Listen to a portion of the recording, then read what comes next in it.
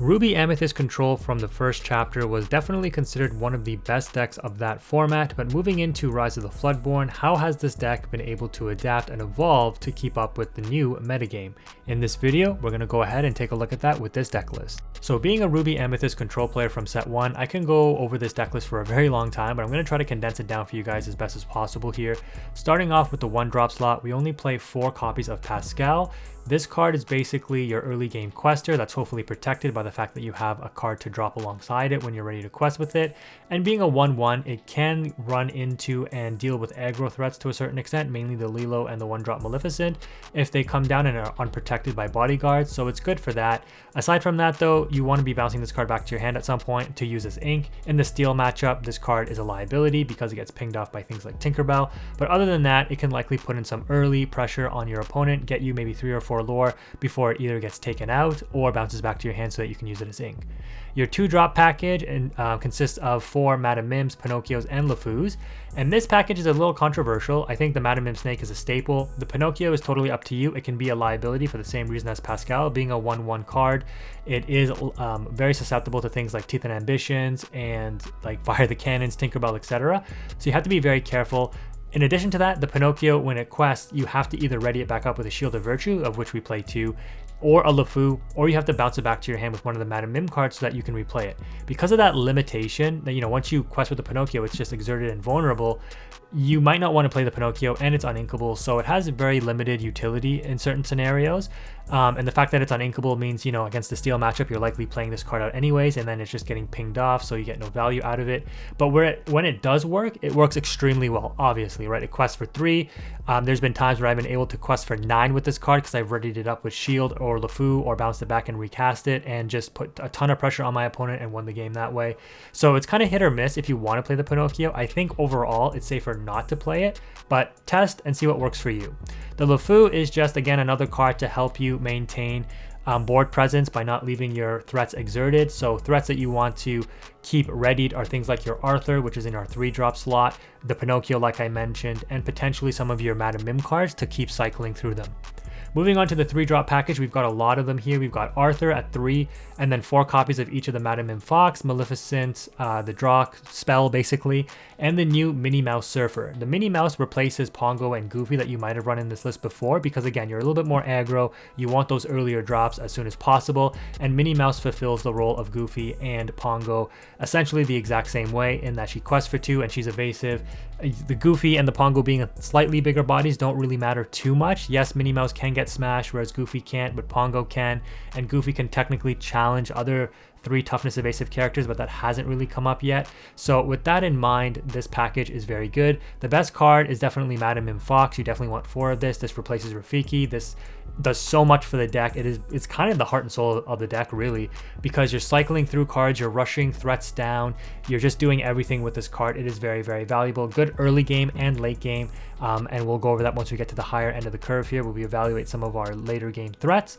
Arthur as well is a huge powerhouse when he does end up questing and bouncing a card back to your hand, because not only can he recycle your Mim cards, which can't self-recycle themselves unless you have 2 copies of different Mims or something, like 2 foxes or a fox and a snake, etc., but he can also just bounce back your Pinocchio, another way for you to recycle your Pinocchio or any other threat that you want, your Merlin cards, etc. So he's really good for that. Maleficent speaks for itself. It draws a card. It's really good. So this next part is relevant because your 4-drop package consists of 7 Merlin cards, only 3 Rabbit and 4 Goat. Some of you are instantly thinking, why would you only play 3 Rabbit? It's so good it draws you cards. Yes, that is true. However, when you think about it, it costs 4 ink to cast. It's uninkable. So when you get 1 in rotation and you're bouncing it back to your hand or something, the other copies that you have in your hand are kind of dead, because you're not going to have like 20 ink in order to cast this multiple times and draw cards, and it doesn't actually progress the game state. You can only have so many cards in your hand that are effective in the moment and to prepare for what your opponent is going to do. So having 3 just cuts down on the redundancy of having extra bricks in your hand, whereas the Goat is inkable, so if it gets bounced back to your hand and you draw into extras, you can always ink them. But also the Goat has more strength and it can actually take out threats, which leads me to the 5-drop package and why we're playing something like Madame Mim Human Form. First of all, you have 8 shiftable targets for this card in the Snake, and the Fox each at 4. But when this comes into play, if you're able to use the ability to drop a goat to rush into something, the goat instantly gains you 2 lore, once when it's summoned and then once when it gets banished. So it turns your goat into basically a 1-for-1 threat remover, because it gets summoned, has rush, and hopefully takes out a threat, but also gains you 2 lore in the process. Using Rabbit with this effect too instantly makes your Rabbit another friend on the other side. And again, in that instance, you would want to have multiple Rabbits because you're banishing the one that you just used with Madam Mim human form. So having the extra 2 copies in your deck, or in, you know, 1 in your hand or something, actually works out well. The Maui still at 4 is still relevant, still one of the best removers in the game. It does suffer a little bit with Cinderella now in the meta, but you haven't really seen, or I haven't really seen, too many of those popping up. But Cinderella is usually not too hard to deal with if you do run into it, and that leads me to the 6-drop package. And this is as high as we go on the character curve. We're not running anything past this because we want to try to end the game quickly. And if the game does end up squeaking by turn 6, 7, or 8, we want to just have some ways to deal with big threats. And so Yzma shuffling back an opponent's card to give them a draw 2 isn't ideal, but it can be done. What you normally want to use Yzma for, funnily enough, is if you can summon it and bounce back your Merlin into the deck, the Merlin Rabbit, you'll draw 3 off of that interaction, so that can be very beneficial. And then the Lady Tremaine is just a beast when it hits the field, because you ideally, just like with the Ruby Sapphire deck, want to drop this card after you be prepared, and then your opponent plays 1 threat on board. You drop the Lady Tremaine, you take out their threat, and then you have a 2 questing body on board, and you have tempo control once again. So pretty important stuff. And what's nice about this deck too is all 8 of those Mim cards, the Snake and the Fox at 4 each, can bounce back these threats to your hand, and the Arthur can as well. And then you can just recast them. So you have some nice recyclability with these cards. You can argue that you want to play some Maleficent Dragon, but being at 9 is a hefty cost. But being able to cycle a Maleficent Dragon is obviously extremely strong. So there is that option as well. The actions and the items are pretty self-explanatory. 4 friends on the other side and 4 be prepared. Literally the top 2 best actions in the game, I think, right? Draw 2 cards and then just banish everything. So obviously we're going to play 4 of those. Nothing to sing be prepared with, but that's okay. What this means though is that you lose tempo because you be prepared, you use all your ink, you pass to your opponent. They're the first one to drop a threat on board, so you have to be aware of that. And that's another reason why you might want to play a couple 7 drops or the Maleficent Dragon, so keep that in mind. And then the item Shield of Virtue is pretty self-explanatory, like I mentioned, just readying up your threats so that they're not vulnerable and exerted. That is the deck list. 43 inkable, 17 uninkable. Let's go ahead and take a look at some matches. So in this first match, we are going first, and our opening hand here actually seems decent enough that we don't need to mulligan anything. So we're going to start by inking a Maui and passing, not really playing any 1-drops except for the Pascal. And in this build, I don't think I was actually running Shield yet, but I opted to put them in afterwards.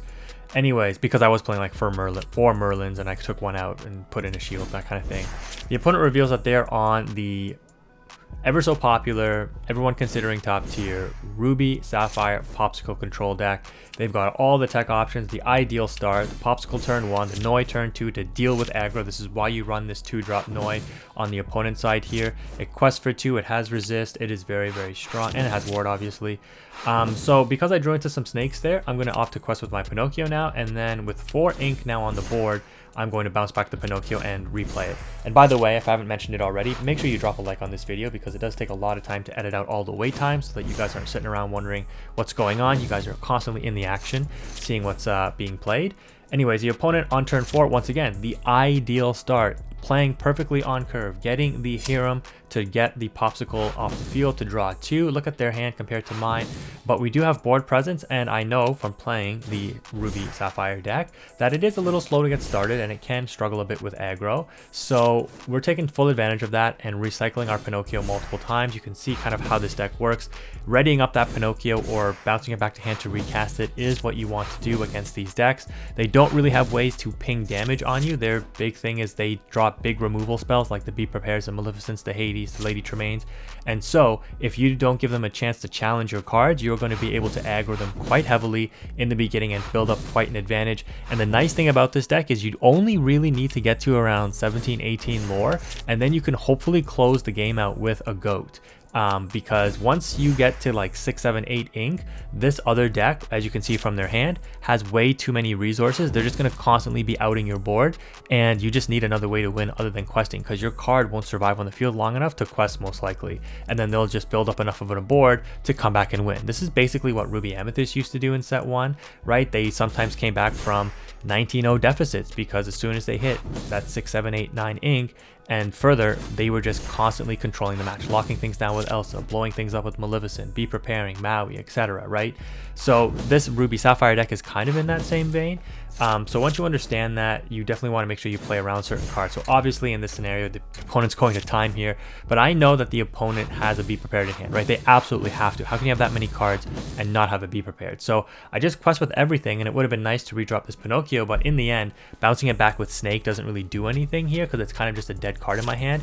It, I think, quested for 6 in total, so it definitely, I think, put in the work in the matchup, but again, it's just a dead card now. So I have 2 Be Prepared of my own and a Lady Tremaine, so I know that I can hopefully survive long enough to get a goat, and I just need some card draw, which, you know, I do run Friends on the other side, Maleficent, Merlin Rabbits, and obviously 4 goats. I should be able to draw into a goat, and once I draw into that goat, as soon as it hits the field, that's game over, right? Because as soon as the goat hits the field, as soon as it gets removed in any which way, to the inkwell, back to my hand, into the deck, into the banish pile, I'm gaining that last lord that I need. So goat is your win condition here on 18, and I just give my opponent the well played because I know it's over, and despite them building up all that advantage, as you can see here, how powerful the Ruby Sapphire deck is, if you play the matchup the right way, you can definitely come out on top, and this end board doesn't do anything for the opponent, so we're just going to quest and then drop goat for game. Let's go on to the next match.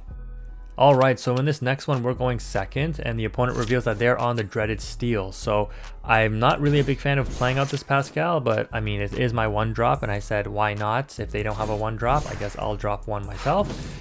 They go ahead and they Cinderella, and once again, this guy was taking a bit of time, so if you haven't dropped a like yet, drop it, because cutting out all those wait times is very annoying to do in the video editor, and it takes a lot of time. So anyways, we drop a Pinocchio here, and being on the play, the opponent is able to get to 3 ink first. They smash the Pinocchio, which leaves my Pascal vulnerable, and I just lose all sense of board control. But the opponent is down to 4 cards in hand, drawing 5 now for their 4th turn here. They drop a Daisy Duck, so they reveal that they're on Emerald Steel. And with me, I'm just like, okay, I can deal with this. You'll have 4 cards in hand. I can discard the LeFou probably, and then likely claw back some advantage by cycling the Maleficent with the Madame M Fox, as well as taking out your Daisy Duck. So you can see why Emerald Steel might suffer a little bit. But unfortunately, they have other plans and play the Grab Your Swords, which, you know, takes out the Maleficent, so I can't recycle that card drop, but at least my Minnie Mouse survives, and this is why Minnie Mouse can be so good. Being a 1/3 that quests for 2 and evasive, it just survives for so long on the board usually, especially early game. So I do end up bouncing back the Mini to get the damage off of it, to protect it in case, you know, a Tinkerbell or something comes down, and then I also cycle through the Madame Mim Snake just so that I can get the damage off of the Mim and use it, or the Madame Mim Fox that is, and use it again if needed for next turn. So unfortunately, the human form Mim doesn't really have much utility in this matchup, so I just end up inking it and dropping double Minnie Mouse, the Surfer, and the opponent has no way to deal with this. It's basically just a questing race at this point because it's a very simplified game state, which is sometimes what you got to do, and I think that our deck excels very well in this. Now they do drop a Hans, I was not expecting that. And that does slow me down a little bit, or put them a little bit further ahead. I double quest with the 2 minis, and I could Yzma away the Cinderella, but why give them the card draw? I'd rather save Yzma to cycle my own card back. So we end up Mauiing the Cinderella because it already had 1 damage, and so 4 damage of the Maui 6 goes through and takes it out. They top deck Cusco, which, you know, you could argue is probably the best top deck in this situation, but we have full control because we're going to be able to out the Cinderella with the Snake and then cycle it back with the Fox. So you can see how Fox and Snake can kind of be used in tandem with each other to keep each other alive by bouncing them back and replaying them constantly. We end up inking the Snake, which is probably a mistake, but I wanted to play this Rabbit to draw, and we draw into another Mim, which is great because I had to sacrifice my first one to that opponent's whatever card that was. I don't even remember. The Hans, that's right. So the Cusco quests, and we quest with everything going up to 17. Use Fox again to deal with Cusco, getting another draw off the Rabbit. We draw into Pinocchio, and again, this is where Pinocchio is really underwhelming, especially like later in the game maybe. So and it's prone to removal. So this is why I'm saying, like, deck, you might want to cut it. We end up inking the Yzma because we don't need to play it.